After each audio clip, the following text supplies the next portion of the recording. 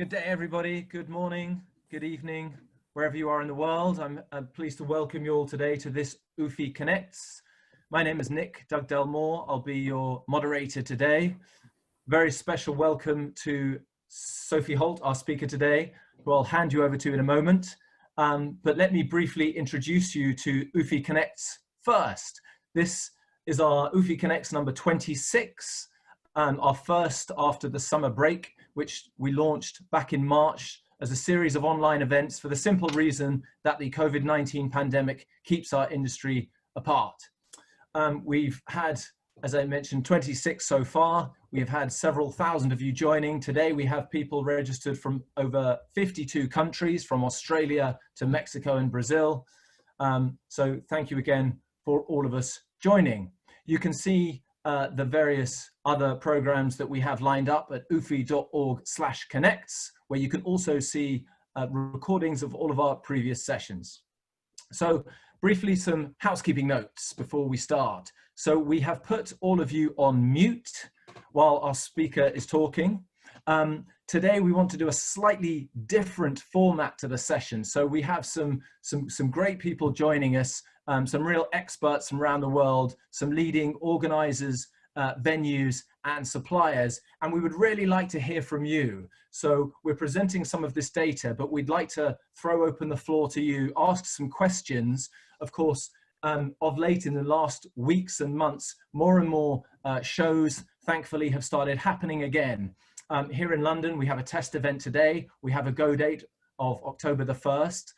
You may have seen in Germany, various trade shows were taking place this week. And of course, in China and other parts of Asia, events have been happening already for some weeks now. So for those of you that have some experience of shows that you've been running under these new circumstances, or are preparing now and have been grappling with these questions, again, we'd like to hear from you. So I will give you the opportunity to speak.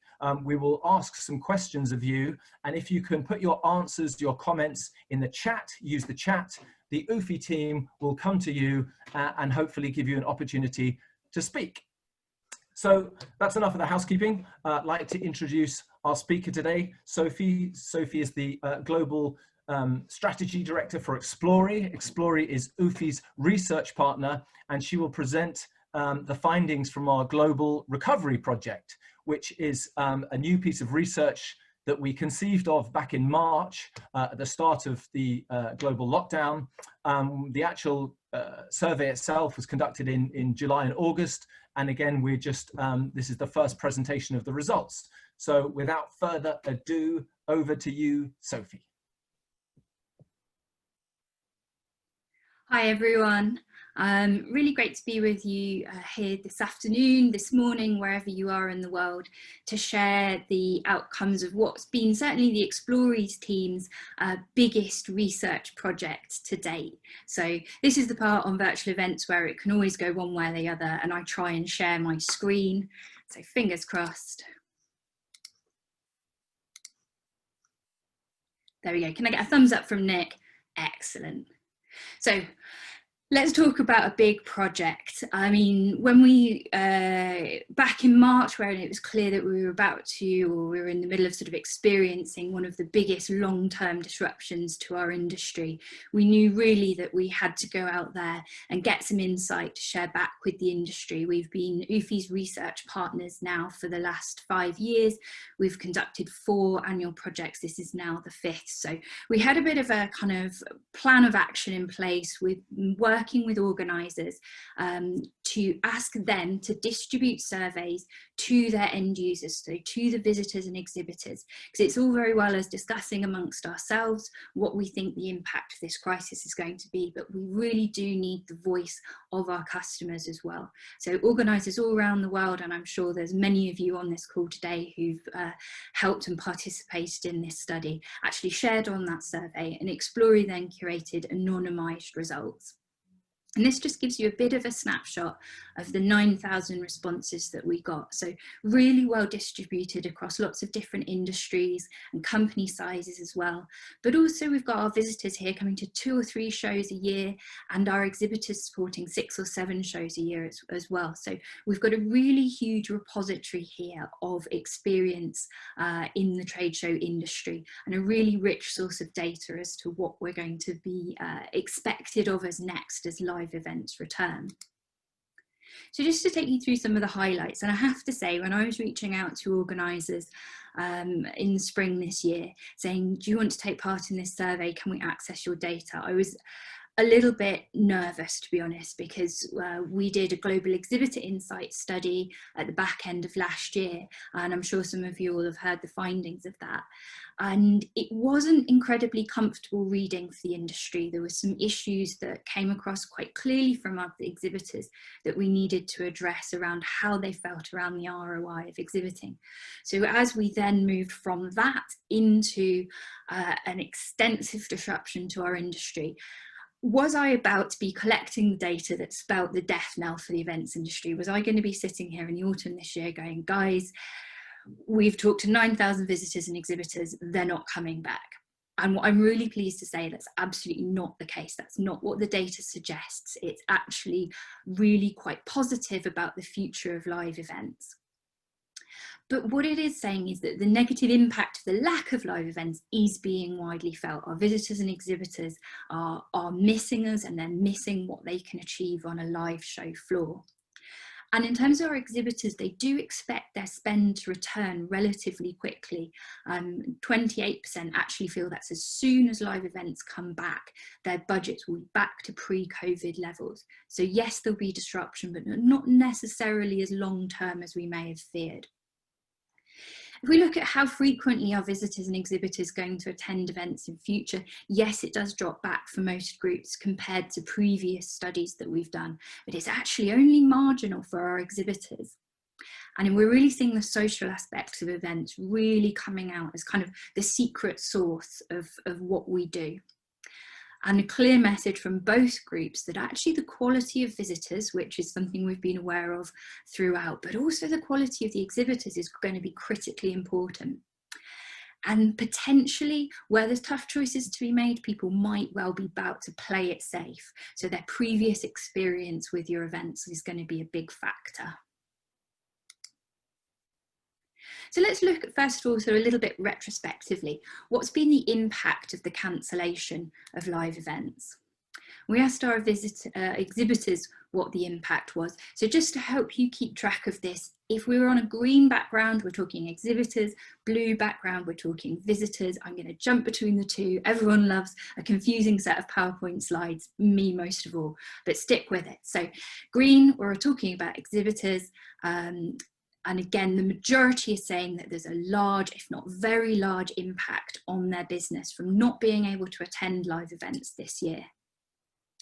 And actually, it really comes out that that impact is in the form of fewer networking opportunities. So as the first time networking is going to come up, it's going to come up a lot more throughout this presentation, but also less brand exposure. And half of them are saying that they've had the chance to generate fewer leads and therefore fewer sales. So they can actively feel the business impact of not being able to attend live events. It might be a little bit of a cliche, but I think possibly absence makes the heart grow fonder. There was some feeling that maybe the ROI of events was quite hard to measure for exhibitors. Actually, the lack of live events for an extended period of time may, it seems, have given them some clarity as to exactly what live events were bringing to their business. And you could see a somewhat warmer view from our exhibitors in this survey than in 2019. There's actually relatively little difference when we look at that split regionally. Asia actually feeling a slightly greater impact, but remember, as of July, perhaps they'd gone into lockdown earlier than some other regions had. We're actually going to repeat this study at the end of this year so that we can start to see people's views as we come out, hopefully out of a crisis. So we've got some really strong indications here, but let's see how that changes and develops in a second phase of research as well. And of course, there was a great impact on our visitors as well. We asked them actually, how did it impact your business? And also, how did it impact you personally? And overall, 90% of our current visitors to trade shows said it had affected them in some way, that they'd not been able to attend live events. And again, it was the networking opportunities that really came out as the biggest impact that it's had. Obviously, the power of face-to-face, the power to bring people together, to learn, to see innovations, and to feel more connected to their industry is not something that they've necessarily been able to replicate online this far. So, like Nick said, we're going to use a slightly different format for this. So rather than just taking questions from you as the audience, which, I mean, I've got a background in trade show organising, but I feel I'm not necessarily going to be best placed to answer. What we wanted to do was to create a panel that was hundreds and hundreds strong of organisers, give you some of the background data, and then actually ask you about your experiences and your answers to questions. So whilst I'm going through the next couple of slides, we've actually got some questions for you to be thinking about, and start to put some comments in the chat or flag up to the UFI team if you've got some experience to share on this. So first of all, we're going to be thinking about the importance of networking. And as we can already start to see, networking is a critical factor for both visitors and exhibitors, but potentially the most challenging to get right in a COVID safe way. How can organisers and venues and other suppliers respond to that and make sure that we can still offer sufficient social interaction? Really interested to hear if anyone's got any live experiences on that. And also, now we're starting, many of us, to communicate to visitors and exhibitors and to actually put live campaigns back on again. Does our communication need to evolve? And if so, how? So we wanted to understand, obviously people want to be safe when they come back to a show floor, but at what point does safe mean not really worth bothering with? I think some of you have seen some of the test gigs that have been put on where people are kind of really confined into spaces, and there might be a point when you go, well, has it lost what I go there for? So we looked at a range of safety measures to see how exhibitors responded, and of course they're very much in favour of kind of sensible safety measures. But as we move through to things that impede on their ability to showcase their products and impede on their ability to network, actually we're now seeing a bit more of a mixed picture, with actually a large number of exhibitors saying, you know what, that's going to reduce my likelihood of attending. I'm there to make sure I can network, that I can interact, and I can meet the right quantity and quality of visitors. And it's a really similar picture from our visitors. Again, they're not strictly in favour of there being fewer social events and not being able to handle products. And both groups are really keen to still see that international audience there. So again, it starts to raise that challenge. How can we meet those expectations in a way that still keeps everybody safe? When we first read through the results, I was like, wow, the support for live events is phenomenal. And every aspect, exhibitors rate live events more highly than the virtual events that they've experienced so far. There's some subtleties to that, and as we dug down more into that data, we can really see an interesting picture emerging. So we wanted to separate that out and talk about that in a second webinar at a later date. But as you can see, across all aspects, we're seeing our exhibitors rate live events much more highly than virtual. And again, what really stands out is the quality of networking. 69% saying live events are much better for the quality of networking and the overall experience. Visitors say exactly the same thing. Again, 68% saying live events are much better, they're a more enjoyable experience, and they're better for doing business. Interestingly, we do start to see things like content and value for time. That picture does start shifting to be more neutral between live events and virtual, and we'll look at that more on the second webinar. But we can really see that networking is coming out time and time again, ahead of doing business, ahead of generating leads, as being a critical factor that's drawing people back to live events. So let's throw this out to our 100-strong panel of experience from all around the world and get some of your views and questions. Thanks, Sophie. So if you can, I'll hand over to Nick.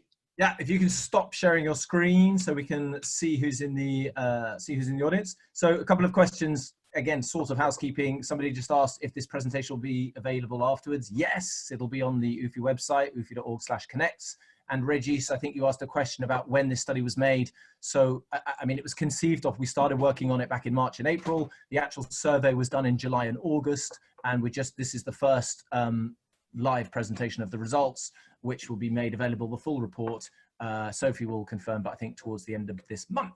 So, I mean, that's really positive news to start with on the, with regards to the networking, you know, and as we suspected and as we hoped, you know, the networking, it's really hard. You know, we've done Zoom today.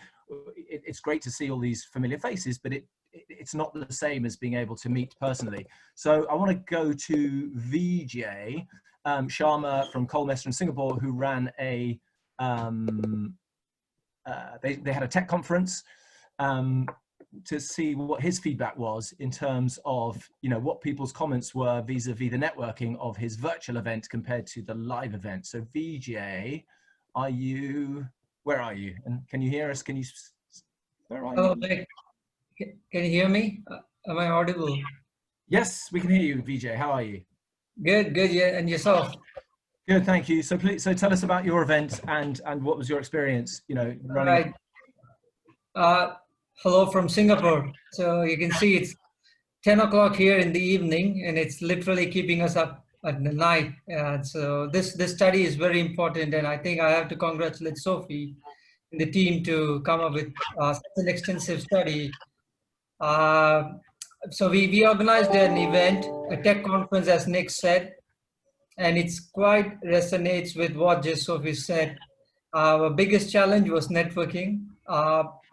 Hopefully the content was delivered seamlessly, people were engaged, but the only challenge which we had was networking. We tried the best solution, but then people felt that if there was a better solution on the market, they would have enjoyed it more.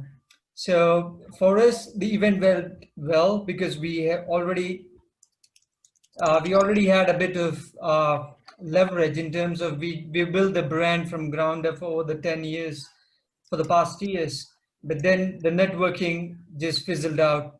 So I agree with Sophie when she shares that the networking is a key challenge. But then we are also in touch with some vendors who are working on the networking side. And from what I understand, the tech is a bit rough around the edges, but it's still, we're getting there and people are working on it. So that's a quick take from my side, Nick. Perfect, thank you, VJ. So, you know, has anybody else on the, you know, any of our audience, have they got experience? Have they been running any virtual events? I mean, most of us have. Caitlin Reed from Comexposium. Hi, Caitlin, nice to see you. Don't want to put you on the spot, but I'm totally going to. So, you know, I know Comexposium have been running various events. Do you have any, what's your take on this? I wish I had some sort of brilliant response, and if I had, I would have texted it back to you when you did ask the question. Yes, we have tried all sorts of different events, as I know everybody has, with varying degrees of success, and I don't have a solution for you. We certainly are seeing the same sort of results that Sophie's talked about here, and the same desires. We've done things with, you know, podcasts and tweet ups, as well as your more traditional kind of online and hybrid events. But nothing that I'm going to sit here and tell you, gosh, I can't wait to give you the case study on this. It's a great response, and it's a great alternative for us. No, okay, no worries, thank you. So a couple more questions coming in the chat. About the geographical split and this data. As I said, this report will be made fully available at the end of the month. So Sophie, back to you to carry on with the presentation. Thanks, Nick.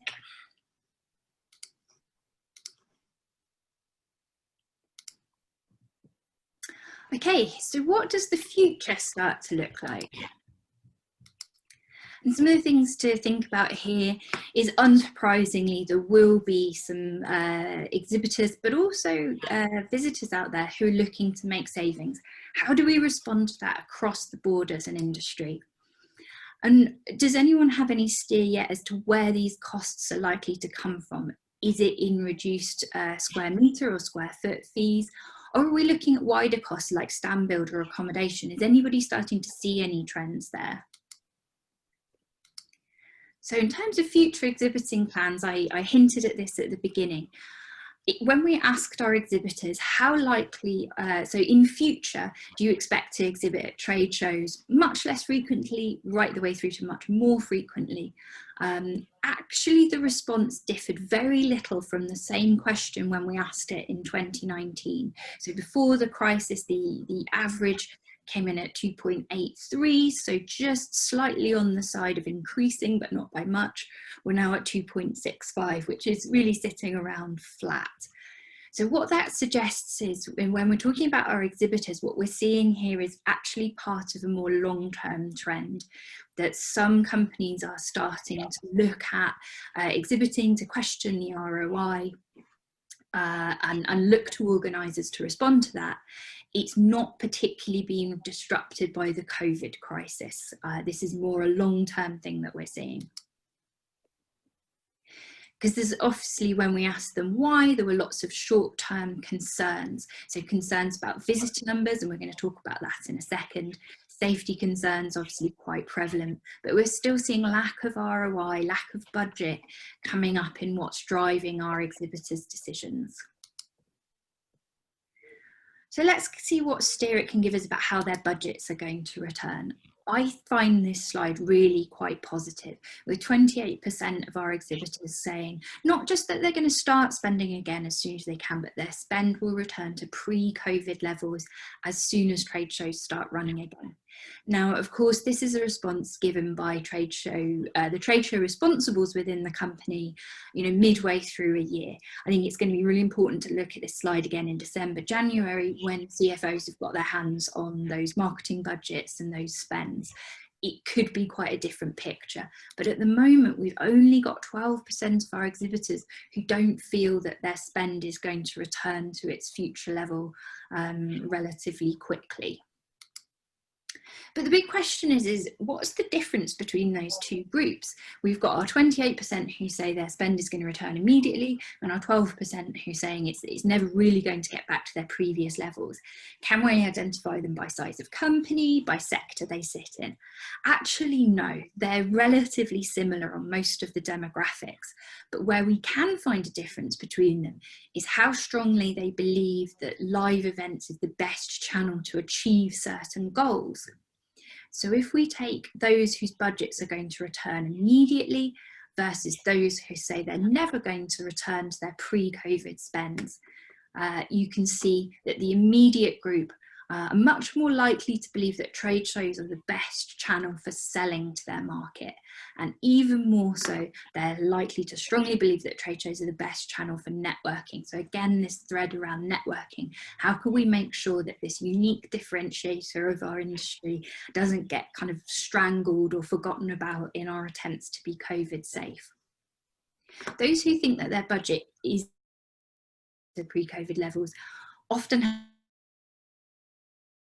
they appreciate that trade shows have a place in their marketing mix. They don't believe in it as strongly as those who are going to bring their budget back. So it seems that budget will be found by those who believe in the power of live events, even if their budget is under a lot of pressure. When we looked at changes in marketing budgets, really unsurprisingly seeing a big drop in budgets for trade shows. Around 50% are saying that their budgets being cut. Live events organised by their own business as well, so where they're putting on their own corporate events. But what's interesting is if you look at other marketing channels, really that spend is stable. So actually that it suggests that the money that's been saved on trade shows this year has either been put back in the company pot or it's perhaps sat there still in the marketing pot. It's not necessarily been redistributed into their other channels yet. and we can see a small increase in what's being spent on virtual events. And I would suggest this is probably because many companies didn't really have this as a budget line before. So whilst our traditional budget is definitely looking very squeezed at the moment, there are other pots of money within our exhibitor marketing budgets that perhaps might still be available, and for those organisers who are looking to tap into them through different channels and different product offerings, and of course through their virtual and their digital events, potentially there's still some budget there for them. And I know that many of you are very deeply involved in particular sectors, and you know those sectors very, very well. And I think you would want to argue with me quite strongly that your sector was unique and it had its own unique special challenges. The more and more we do these large global research projects, we find that whilst sectors, obviously you'll have one sector at one extreme and one sector at the other extreme, they're much more alike than they are different. So let's look at how impacted marketing trade show budgets were by sector. These are the three worst affected sectors in terms of trade show budgets. But let's compare them to the three least affected sectors. It's really similar. So from our worst affected, which was the jewellery sector, to the least affected, it's design and furniture. Actually, there's very little difference there. So the economic kind of rough and tumble that sector has experienced is not necessarily translating through into a kind of direct impact on trade show budgets. I think this is something that's operating more on an exhibitor by exhibitor and certainly on a show by show level, rather than us being able to make sweeping statements saying this sector's safe, this sector's really challenged, this geography's safe, this geography is challenged. This is going to operate on a show by show basis. So the $1 million question is if I'm an exhibitor, I exhibit at least 6 or 7 shows per year, and I know there's a challenge to my budget, I've got to make some savings. Am I going to squeeze my budget on every show and still do those 6, 7 shows a year, or am I going to drop a show? I wish it was kind of a clear-cut picture and I could give you an easy answer, but actually what we're seeing is something a little bit more complex. So if we look from right to left, you've got people whose budgets is not changing. They've got kind of a medium-sized cut and the most extreme cuts here. When we're looking at those with the most extreme marketing budget cuts, they're actually as likely to say that they're going to maintain the frequency of exhibiting as to cut it. So that suggests that there is quite a lot of exhibitors out there who are going to be looking to tighten their belts show by show. But equally, we've certainly can see that the more stressed their budget is, the more likely they are to consider dropping shows as well and exhibiting less frequently. And as to who those companies are, it really links back to how much they value trade shows as a channel. So let's revisit the Your Views section. We can see that there will be a need to make savings. This is potentially affecting many shows where exhibitors are coming in with smaller budgets than they have previously, but still want to participate. And also looking to get any kind of steer as to where people are seeing those savings being made. I'd be interested to know, is anybody discounting, or are you seeing people transition from taking space to maybe taking shell scheme? What's happening out there for those of you who've got their live campaigns? Let me hand you back to Nick. Okay, thanks, Sophie. So again, some really encouraging data. We as Sophie mentioned at the beginning, we didn't know what the results would be, but we're really encouraged by most of this, and so far no huge red flags, but obviously understanding that budgets will be under pressure for some time. So I want to go to Trevor Foley. Trevor, you had a comment about what you're hearing from various CEOs in the UK. So Trevor, if we can unmute you. Trevor, can you hear us?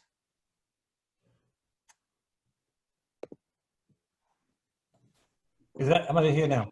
Woo. Hi, Trevor. Hello. Hello. You were missing. I think we were both trying to unmute me. Yeah, I guess it's still dark skies. Certainly, I've had a number of CEO meetings over the last 2 weeks, more coming up this week, and the thoughts of last quarter this year are turning into first or even second quarter next year. And I'm hearing at a really basic level that an exhibitor doesn't want to spend 8 hours a day standing with a mask on a stand and overheating. You know, it's I can't cope in a 2 minutes with the mask on, and it's really at the cutting edge. I mean, I have to say, I think this whole thing's a farce anyway. The press and governments. I'd love Kai's view on this. Press and governments are obsessed with rising infection levels, while people are not really getting ill with it anymore. People are certainly not going to hospital, and very few people are dying. I feel we're at phase 2 of this virus, and which I'm checking out with some scientists. We've got to change people. It's got to be that change of sentiment, because people don't want sufficient stands in masks. They seem to be getting away with it in Asia, but I'm hearing it's a real blocker. Yeah, I mean, look, of course, the confidence is key. Getting the green light for exhibitions to open their doors is just the first step. Getting the confidence, for exhibitors and visitors to come back is quite another thing.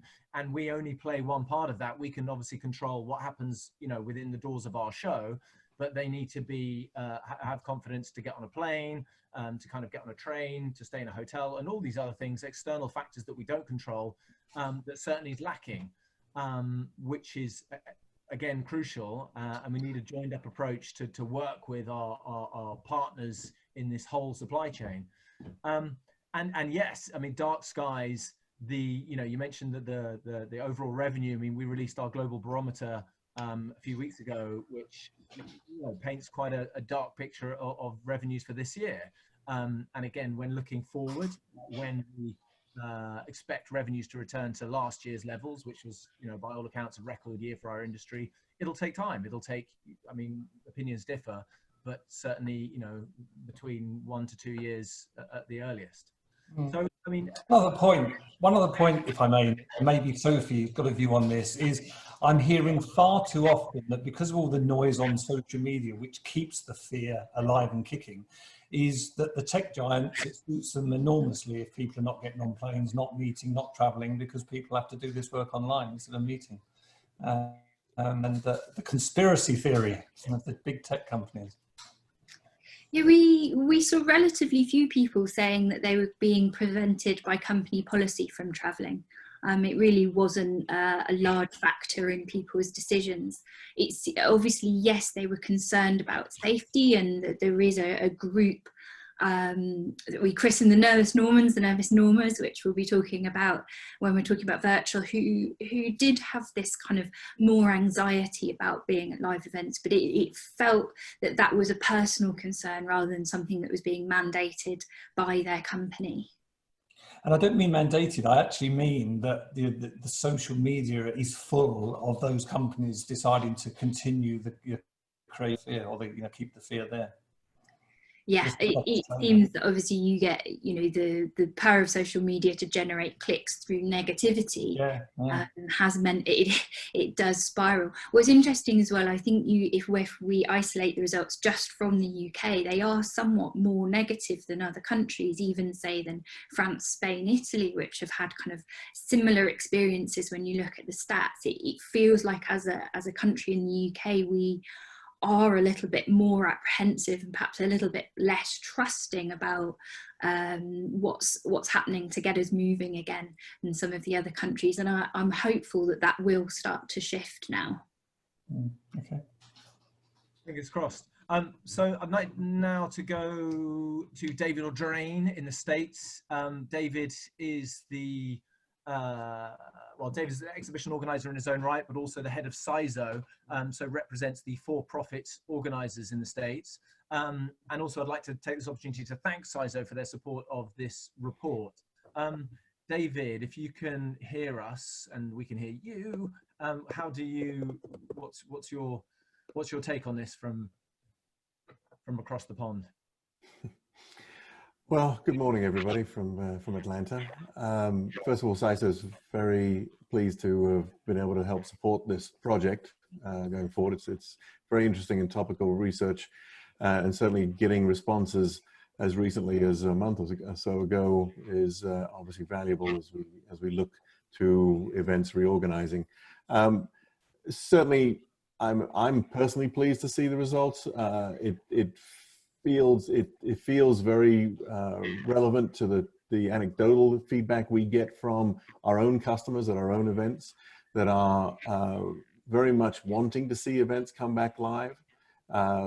We are seeing, you know, in general, we're seeing a small number that are participating in these online events. And again, anecdotally, we're getting response that, yes, it's better than nothing, but it's certainly not a replacement for live events. And that certainly is borne by this research that that Explory and UFI have done. So we're pleased to see that come through. Yeah, I mean, there are some successful online events that have been going out there very well, but even those don't seem to, you know, they're certainly in the minority, and they don't seem to be replacing anywhere near the revenue level of the face-to-face events.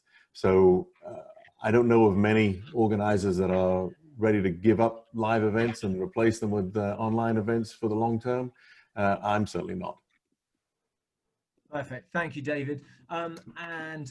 Moving now to France with Adeline Larocque with JEC. Hi, Adeline. How are you doing? Hi, Nick. Very good. How are you? I'm good, thank you. Good, thank you. So, and what's your take on this? If you just introduce your experience, your show. Sure. Good afternoon from Paris. So thank you very much for this great study, Sophie and everyone. You are talking a lot about the budget and if companies are willing again to go to live events and use their budget. Our issue here in Paris is, I mean, particularly in the show that I'm working on, is a little bit different because our show, and I think a lot of organizers are in the same situation. Our show was canceled and we changed the date and so on. And we are in an issue, organizer and exhibitors and sometimes visitors. The issue is that we have a budget which are already, you know, we are committed to some certain budget, and the same for exhibitors. They have their stand plan and everything. And so now we are in a difficult situation for everyone that we have somehow to organize the show for them, for us, because we have already our areas and they have their stand already done and designed and everything with budget which have been allocated. So somehow from us, from our side and other exhibitors, is not really whether they can or they cannot have new budget or they will go to live exhibition, is that they already have a budget and they want to use it. And sometimes they just can't because of government restriction and other restriction. So it's a different situation, and it's a difficult one for everyone. Gotcha. No, understood. Thank you, Adeline. We had a comment from Laura Purdy back over the pond. In fact, American Laura from Exhibitors. Hi, Laura. Hello. How are you? Good, thank you. So in Canada, it's a little bit different. We have not opened exhibitions as of yet. They are, in fact, in some provinces prohibited from opening. And what we are hearing for Q1 is that exhibitors are wary of signing up that far ahead of time because the news of COVID is changing on a weekly basis and people are very apprehensive to sign up in advance. We're also getting some customer sentiment that people are concerned about gathering in large numbers still. And of course, the media is not helping that matters at all. But we are optimistic about late Q1, perhaps into Q2. And of course, I think the next 6 to 8 weeks here in Canada will really set the stage for the opportunity of Q1. We're entering the fall season here, and that's what everyone's waiting for. Here in Canada, school is starting today. And we expect to hear news from that over the next 6 weeks. And so we're fingers crossed for end of Q1, beginning of Q2. Perfect, thank you. There's a question there from Sam North about, it's just disappeared. I'm just going to ask it, which says, is there any, you know, in part of how to build confidence, is there any research about low cost packages and insurance, if that would help exhibitors to commit? So we've been talking about insurance recently. Sophie, have we covered this at all? Do you know of any such studies? So no, this data in particular doesn't speak to kind of very specific measures like the insurance, but I think what it does suggest is there's a real will to come back to live events. There's a belief that they are in many cases the most effective channel. It is those practicalities that need putting in place. So I think, yeah, things like insurance, how contracts are structured so exhibitors can feel confident that they can put that commitment in and they'll be protected if things change, I think are all part of the story of saying, okay, I want to be at your show, help me to do it.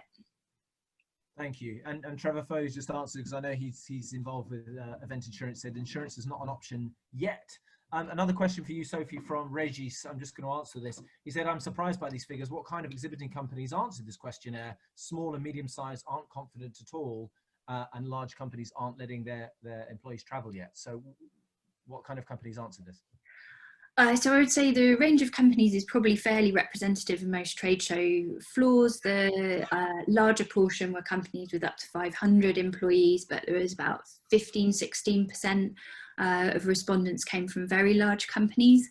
The very large companies are overall more positive, more likely to expect their spend to return. No evidence from this particular set of data that people were more likely to be prevented from travelling in a large company than a small company. But that kind of fits with the data we got at the end of 2019. Large companies are typically a bit more, they're more positive overall about exhibiting because they're less exposed to the risk, both their time and their budget, that can sometimes kind of play on the minds of marketers in smaller companies. So yeah, really good selection of companies, not really a huge difference between the company size in terms of their likelihood to feel that their budget's coming back and their kind of propensity towards that risk as well.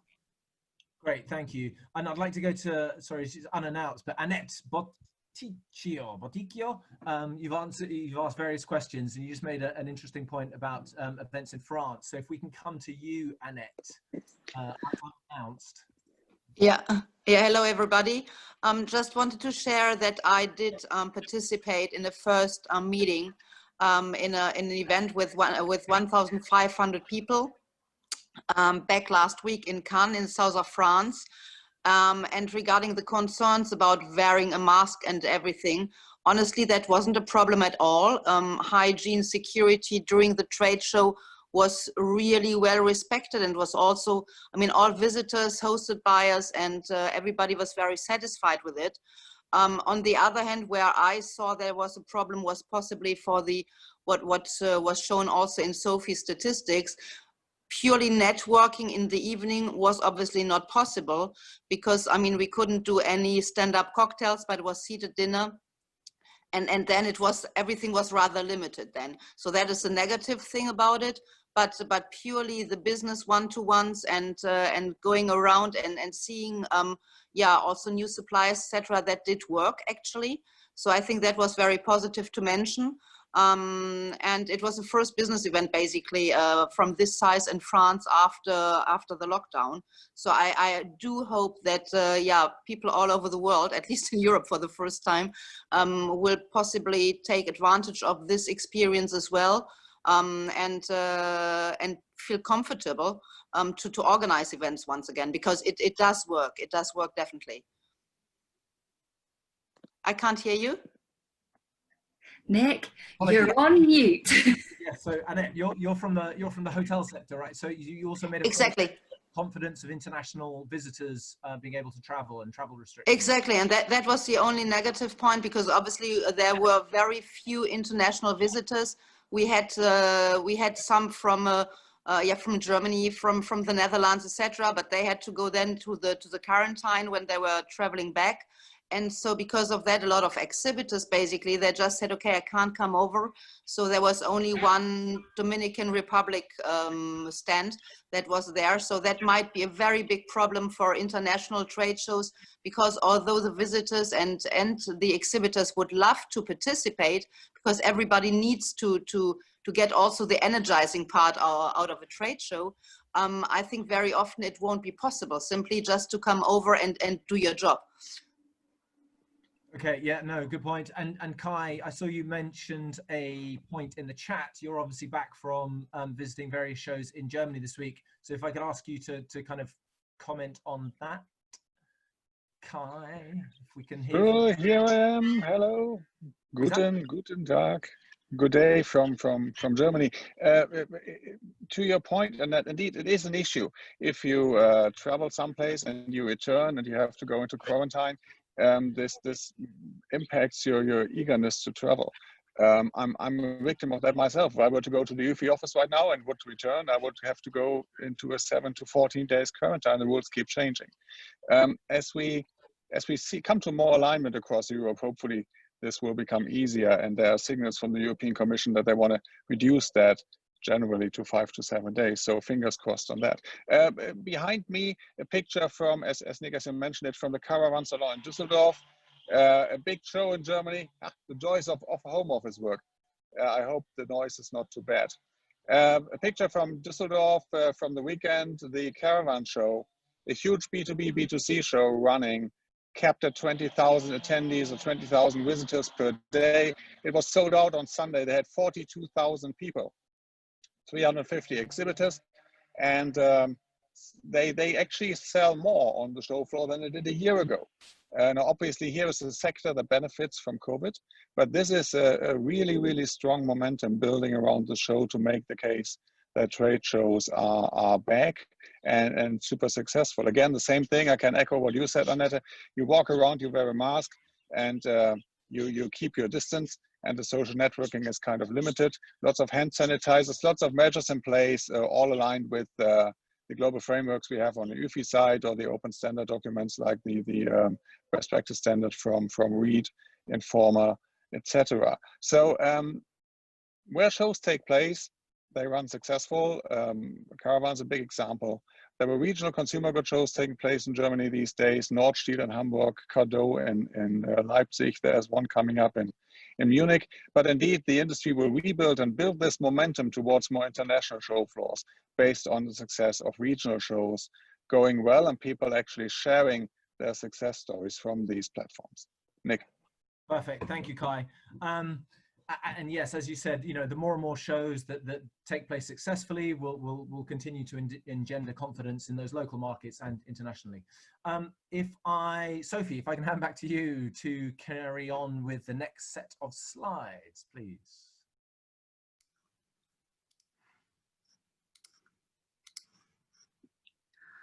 Okay, not that many more slides to go, so we can have a little bit more discussion at the end. Let's look at what's driving some of the decisions as to whether to support a show or whether to attend a show or not. So what we're thinking about now is what's going to come out from the slides is that quality of visitors is critically important. We know that anyway from previous studies, but also now quality of exhibitors. So what does that actually look like in real terms? If you were trying to implement a focus on quality on a show, what would that look like? And I'm going to throw this out there. In 2019 for the exhibitor study, our exhibitors around the world really challenged us to say that they weren't always convinced by the visitor numbers that they heard organisers talking about, and that perhaps didn't mesh with their experience on the show floor. We now know visitor numbers are likely to be capped. They may well be down on previous years. Does this mean that we're going to have to move away from that as a marketing story, and how should we replace that? We're also thinking about customers and exhibitors perhaps looking to play it safe with tried and trusted brands. But if you're a show who's maybe a smaller show in the market, maybe a newer entrant, how are you going to compete? What strategies are you going to put in place to ensure that you're not kind of derailed by everyone just defaulting to the kind of longest established show in their market? So looking at exhibitor decision factors, it's overwhelmingly visitor quality that's actually driving them to say whether they will exhibit at a particular show or not. And coming up behind that, it's their previous experience exhibiting at the show. This is what's making me say, look, I think people may start to play it safe with tried and trusted brands, but this is a real like flight to quality. I want to see the highest quality visitors. Now that may be the most long-standing show in a market that can deliver that. Perhaps it's a more innovative new entrant, I'm not sure, but the show that can build a convincing proposition around visitor quality seems to be incredibly well placed here. Recommendation from friends and colleagues, and price not having as much influence there. And I know visitor numbers is being seen as a concern by a lot of exhibitors and being given as a reason perhaps not to commit. But when we put those two factors head to head, we're saying, okay, what priorities, what should organisers really focus on? Visitor quality really trumps visitor numbers. So actually a clear message around quality and a strategy around quality is going to be much more reassuring for exhibitors than talking about numbers. And obviously really a desire to be able to reduce costs. Just to flag up that when we talk about costs here, we talk about organisers, venues, suppliers, that's not really a distinction our clients make. They're not particularly interested in the kind of silos that we put our own industry into. When they're talking about costs, they'll be talking about travel costs, accommodation costs, and of course the cost of their booth and the cost of building it as well. So they're potentially looking to see reductions across all those areas. What I do find quite reassuring though, is only 3% of our exhibitors who actually say there's nothing that organisers can do. Everybody else actually feels that there are some measures that the organisers can be taking. So it's very much something that, whilst we've not got complete control of, we do have a lot. Let's look at visitor concerns as well. Now, this is the first time we've seen quality of exhibiting companies come out as a key concern amongst visitors. They're looking sometimes at range, but enjoyable experience, and particularly conference sessions are normally a much bigger driver of visitor behaviour. But here they are saying the quality of the companies exhibiting is the biggest factor for them in deciding whether to attend a particular show or not. And like exhibitors, their previous experience. So this flight towards quality, what show in their market can really guarantee that it's going to have the absolute key players there. Because if they're going to take the risk of attending live, they've got to be able to see those absolutely kind of key suppliers and have those conversations when they get there. When we're looking actually at what do they feel are the priorities for organisers to take care of, safety measures are top, exhibitor quality is important, but actually cost is popping up as well. And this is not really something we've seen from visitors before. They seem to be fairly kind of neutral about the cost of attending events. I think this is potentially something that's being driven by digital events, and they are starting to appreciate that they can achieve some, although not all of their objectives through digital events at obviously a very minimal cost. So it's going to be interesting, and this is a challenge as well to venues, a challenge to suppliers. You know, how can we be mindful around the costs to our visitors at the moment, you know, when they're having to justify that trip out of the office versus sitting in a corner and being on a webinar. So there's some interesting discussions to happen there. Yeah, so the exhibitor quality being a bit of a new thing from visitors versus previous studies that we've done. So this is the last section where we're looking to our enormous panel, which is you all out there, and thank you for everybody who's shared their experiences so far. So yeah, we're looking at what does that quality really mean? What does that look like? How might you put a strategy in place that addresses that? And what are you talking about in your story to exhibitors? What are the things that are really compelling the yeses or the objections that you're having? Is it still all about, or how many visitors will be there, or are you gaining some traction if you can talk about quality? And if you're an emerging show in a market, what strategies are you putting in place? So I'm going to stop the slides again and hand back to Nick. Okay, thank you very much, Sophie. I mean, in the interest of time, I'm English, so I'm very keen that we're punctual today to finish within the hour. You know, I'm not sure, those are some really important questions going forwards. I'm not sure if we're going to get to the bottom of it today. And as you said, we're planning to do a follow-up session to this as well. I mean, perhaps if I can go back to you just so you can go through your next steps slides, and I think we'll probably wrap up there. Okay.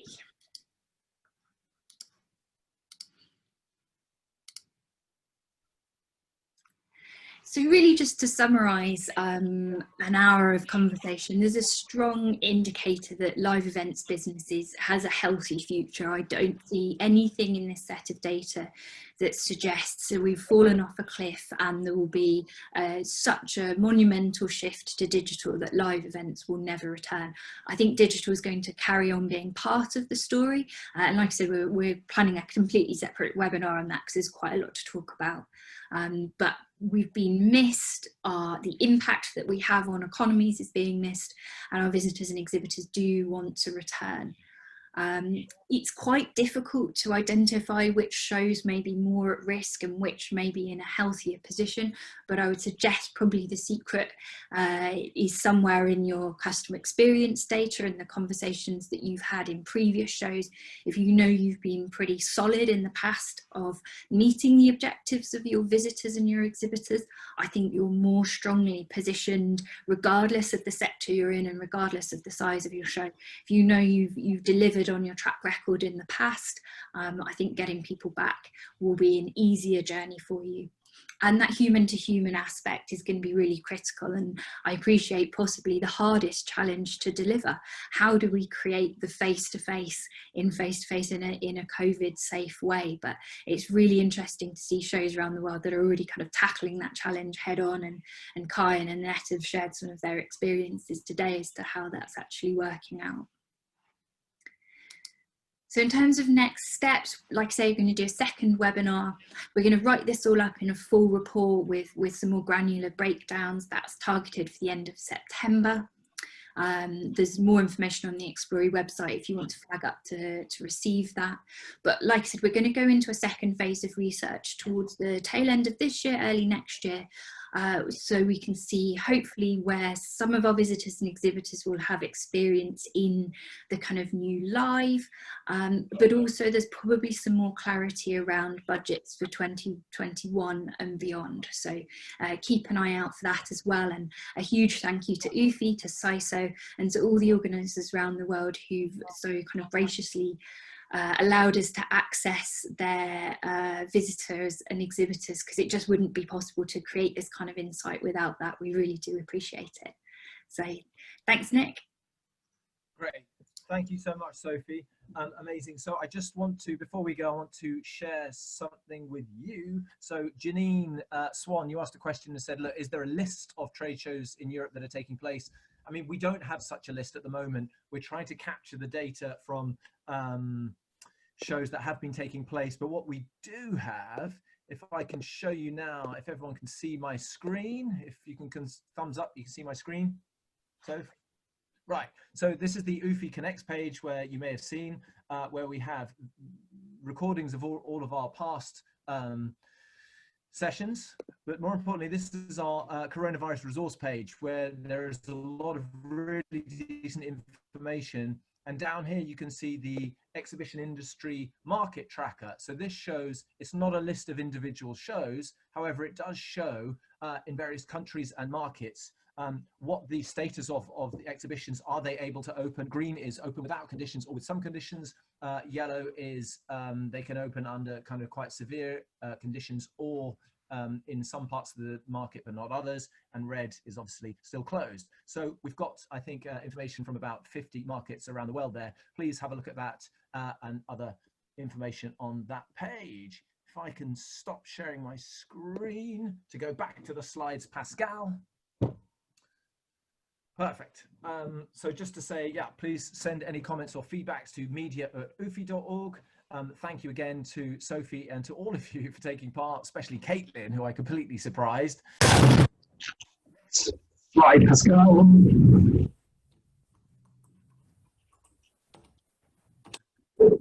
So my next one is on Thursday next week. So this is in Spanish, so if you don't speak Spanish, the next sentence won't mean anything for you. Gracias por estar con nosotros hoy y nos veremos el próximo jueves. This will be the first show that took place in Latin America was Intermoda in Guadalajara in Mexico. So that we'll have a case study from there, and also a presentation from Mario Cajiao from Corferias on virtual platforms. So again, I'm not sure there will be a translation to that Spanish language only. Just want to say finally thank you to our diamond sponsors, TCEB Thailand Convention Exhibition Bureau, Qatar National Tourism Council, Shenzhen World Exhibition and Convention Center, and Freeman. And thank you again to CYSO for supporting not only this report, but various other of our research reports. And with that, at the top of the hour, I'll bid you all farewell.